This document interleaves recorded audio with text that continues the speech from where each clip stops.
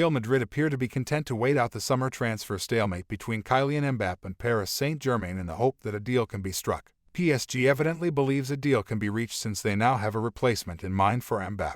PSG wants Napoli attacker Victor Osimhen to replace Mbappe this summer, according to GDS. Last season, the Nigerian striker was Italy's top scorer, propelling Napoli to their first Serie A title in almost 30 years. Napoli are believed to seek more than €100 million for Osimhen, and they are interested in Lille's Jonathan David as a potential replacement. That amount is unlikely to be an issue for PSG, especially if Mbappe is sold to Real Madrid. Whether they attempt to sell Mbappe first or bring in Osimhen first might have a significant influence on the fees involved for both. The fact that PSG is negotiating a deal for Osimhen, on the other hand, implies that they want to follow through on their ultimatum to Mbappe. Thanks for watching.